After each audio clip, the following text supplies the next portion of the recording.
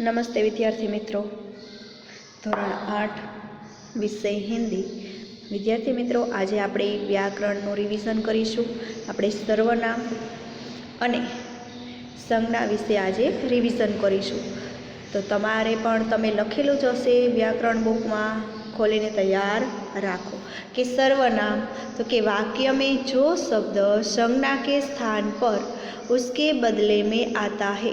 वाक्य में जो शब्द संज्ञा के स्थान पर उसके बदले में आता है उसे सर्वनाम कहते हैं। सर्वनाम के प्रकार है पुरुषवाचक सर्वनाम, प्रश्नवाचक सर्वनाम, निजवाचक सर्वनाम, संबंधवाचक सर्वनाम, निश्चयवाचक सर्वनाम और अनिश्चयवाचक सर्वनाम। આપણે એક એક प्रकार विषे समझिए। सौ प्रथम आवे छे पुरुषवाचक सर्वनाम।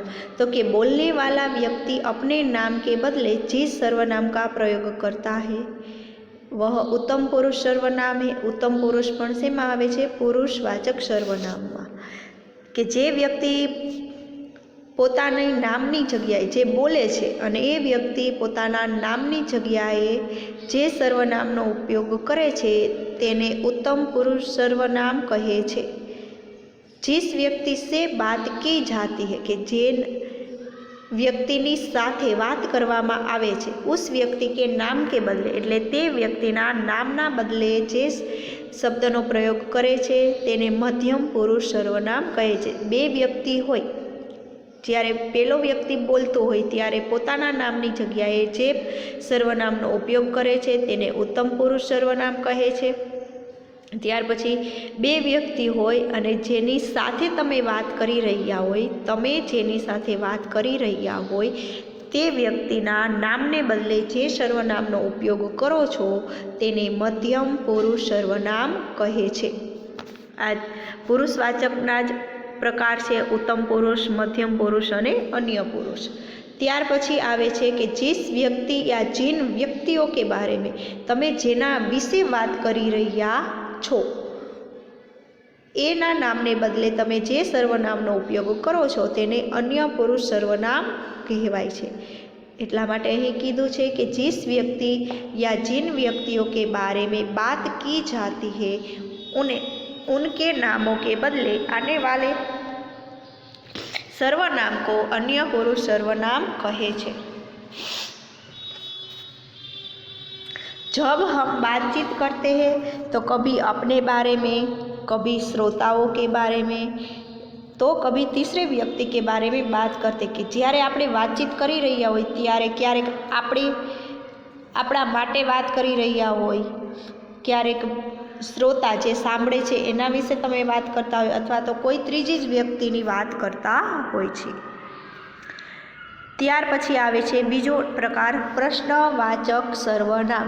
तो कि जिस सर्वनाम से किसी के बारे में प्रश्न किया जाए उसे प्रश्नवाचक सर्वनाम कहते हैं।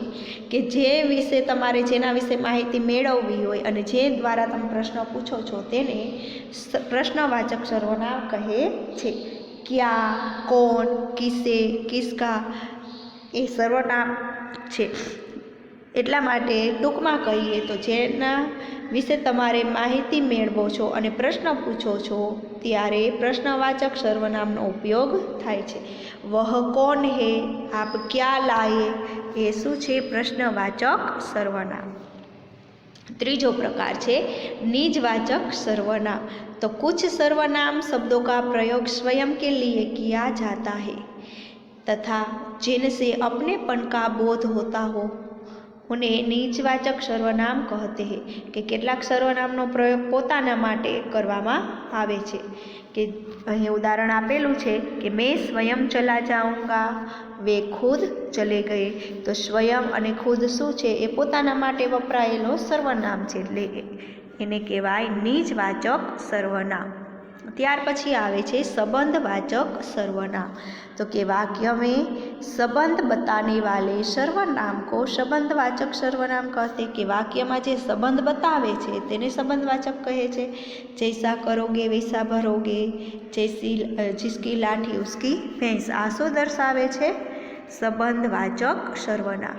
ત્યાર પછી આવે છે निश्चयवाचक सर्वनाम। तो कि जिस सर्वनाम के द्वारा किसी पास या दूर की वस्तु या व्यक्ति का निश्चित रूप से बोध करवाया जाए। ये नक्की जो कि आज व्यक्ति है एना माटे निश्चयवाचक सर्वनामनो प्रयोग थाय छे कि यह किताब कोकिला की है, जे तमने निश्चय करेलो छे कि निश्चय छे कि आ वस्तु आज व्यक्तिनी छे, तो एना माटे जे शब्दनो प्रयोग करो छो एने निश्चयवाचक सर्वनाम कहे छे। त्यार पछी आवे छे अनिश्चयवाचक सर्वनाम। अनिश्चयवाचक एटले तमने ए ख्याल नथी कोनु छे कोण छे, तो किसी व्यक्ति या वस्तु का निश्चय न हो तब अनिश्चयवाचक सर्वनाम होता है। कि कोई पण व्यक्ति अथवा वस्तुनी तमने खबर न होय एना माटे कि दरवाजे पर कोई है, प्रीति के पास कुछ तो है, आ शुं दर्शावे छे? अनिश्चयवाचक सर्वनाम। हवे तमने सर्वनामनो ख्याल आवी गयो हशे। आपणे केटला प्रकार भण्या? 6। कया कया? तो कि पुरुषवाचक सर्वनाम, प्रश्नवाचक सर्वनाम, नीचवाचक सर्वनाम, संबंधवाचक सर्वनाम, निश्चयवाचक सर्वनाम अने अनिश्चयवाचक सर्वनाम। पुरुषवाचक सर्वनामना 3 प्रकार पड़े। कया कया? तो कि उत्तम पुरुष, मध्यम पुरुष अने अन्य पुरुष। त्यार पछी हवे आपणे आगळ अभ्यास करीए। सर्वनाम पछी आपणे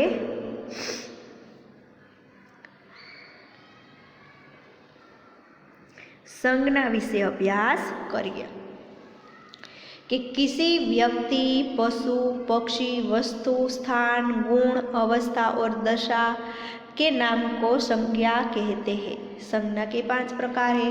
कौन कौन से? तो संज्ञा कोने कहेवाय? कि कोई पण व्यक्ति, पशु, पक्षी कोई पण नाम आपवामां आवेलुं होय तेने संज्ञा कहेवाय। व्याकरणनी भाषामां नामने शुं कहेवाय छे? संज्ञा। तो पहेलुं आवे छे जातिवाचक संज्ञा। तो जातिवाचक संज्ञा कोने कहेवाय? तो कि यह संज्ञा किसी खास व्यक्ति, प्राणी, वस्तु या स्थान को सूचित नहीं करती। कि कोई पण खास एक व्यक्ति अथवा तो एक प्राणी, वस्तु ने सूचित नहीं करतुं, परंतु शुं करे छे? यह अपनी पूरी जाति यानी वर्ग का बोध कराती।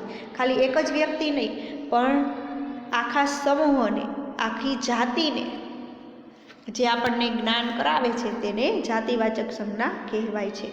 कि चित्रकार ने युक्ति की, लोग नदी को माता मानते हैं। तो अहीं कोई पण एक नदीनुं नाम नथी, जेटली नदी छे ए बधी नदीओनी वात छे। चित्रकार कोई एक चित्रकारनी वात अहीं करेली नथी। इस प्रकार ये रेखांकित शब्द अपनी पूरी जाति का नाम सूचित करते हैं। ये जातिवाचक संज्ञा है। टूंकमां जातिवाचक संज्ञा कोने कहेवाय? तो कि जे संज्ञा पूरी जातिनो बोध करावे, पूरा वर्गनो बोध करावे तेने। त्यार पछी बीजो प्रकार आवे छे व्यक्तिवाचक संज्ञा।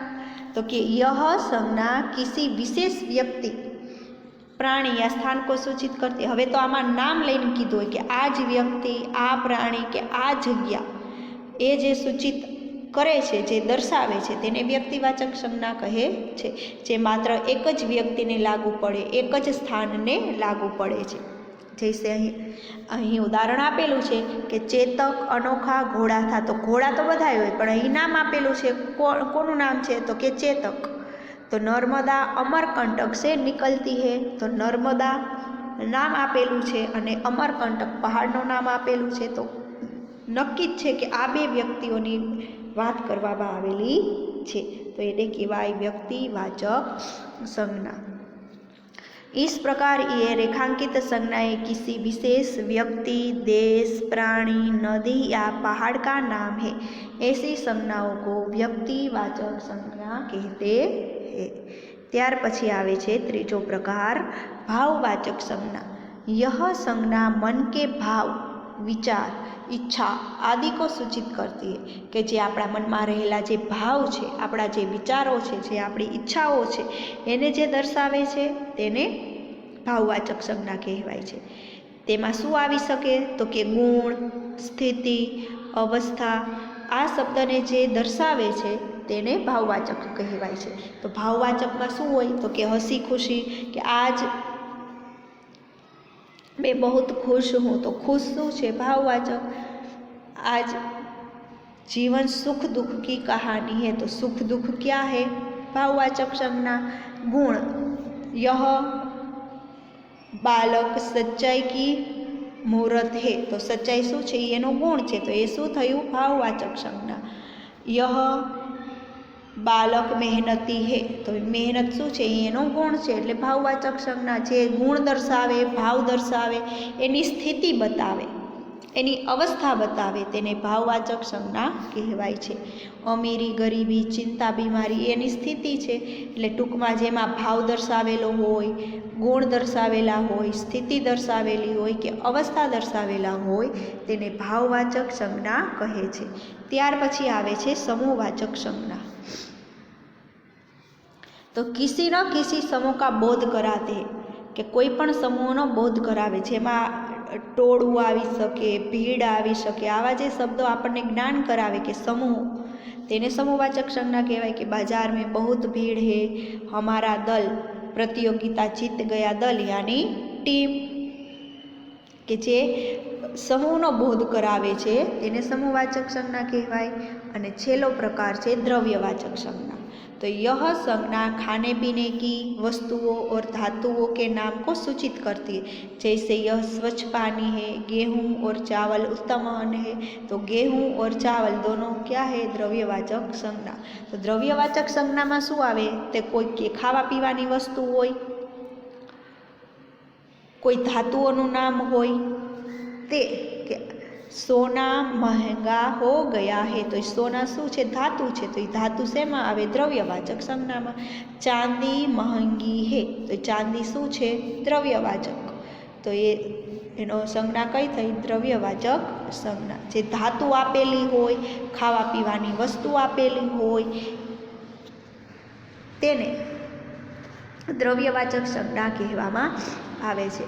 तो आपणे अहीं संज्ञाओना प्रकार भणेला ए हवे तमने ख्याल आवी गयो हशे कि संज्ञा कोने कहेवाय एना प्रकार विषे आपणे अहीं संज्ञा छे ए पूरुं करीए छीए अने रिविजन छे ए अहीं पूरुं करीए छीए। तमारे पण तमे पाकी बुकमां व्याकरण बुकमां लखेलुं हशे तो तमारे ए वांचवानुं अने याद राखवानुं।